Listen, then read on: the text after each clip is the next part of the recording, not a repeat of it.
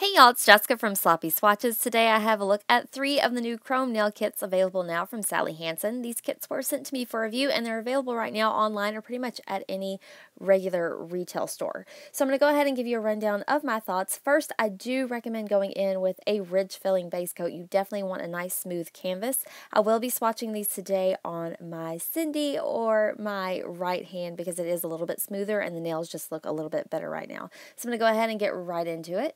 So I do have these smaller kits which do not include the base coat, but Sally Hansen was kind enough to send me the bases. So for the rose gold kit, they do recommend using a frill seeker. I've done 2 coats here and I'm going to go ahead and give you a rundown of the packaging. So the back does give you a very good step-by-step of how to get the chrome look at home without using gel polishes, which I think is a really cool thing. I know lots of people are excited about these kits. So in each kit you do get the pigment, a sponge applicator, and then a special base coat, which is really just a water-based top coat to help seal in all of that chrome effect.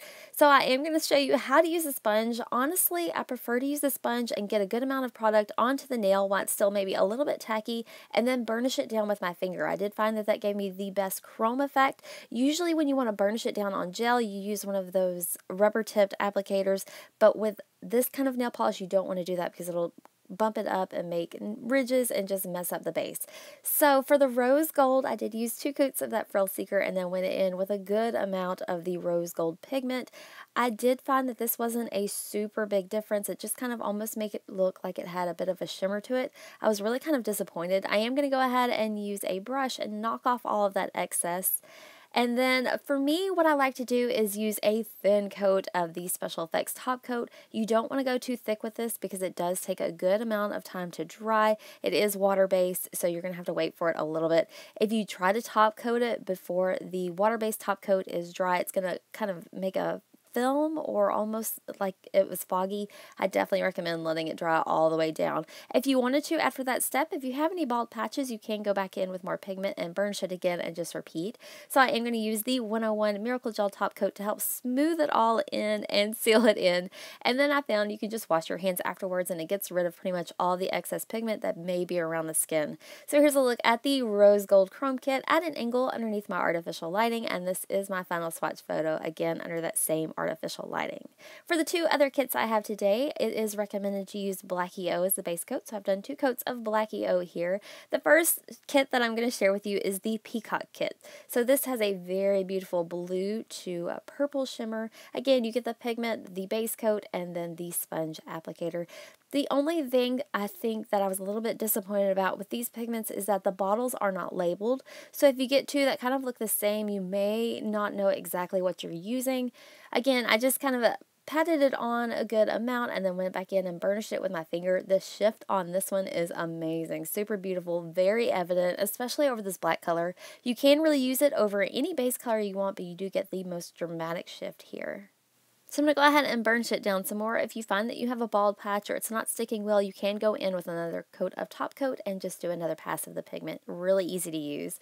So next I'm going to go in with another pass of that water-based top coat just to help seal in any of that chrome effect.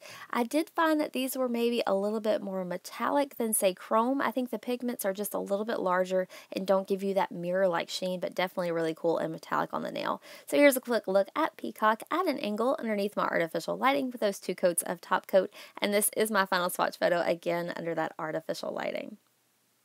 So last up today I have a Mermaid, and this is definitely my favorite of these 3. This gives you a very strong green to blue to maybe a little bit of purple multi-chrome effect. So here again you get that same base coat, the sponge applicator, and the pigment. So it was really hard to tell the pigments of the Peacock and Mermaid apart just by looking at the bottle. So again, I wish they had just put a little label on there, but really not much problem at all, especially if you're only planning on picking up 1.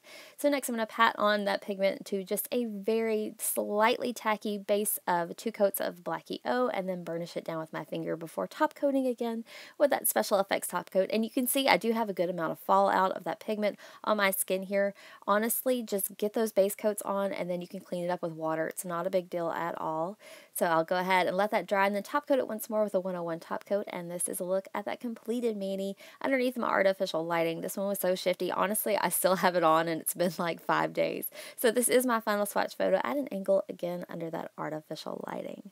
So that does wrap up my swatch and review of these chrome kits. I do think that they're a really cool at-home thing to have, especially if you love these multi-chrome or duochrome effects, especially if you don't want the commitment of a gel base. So if you're interested in seeing any more photos of either of these kits I've shown here today, I do have those available on my blog at sloppyswatches.com, or you can also follow me on Instagram at sloppyswatches. So thanks so much for watching, guys. See you next time.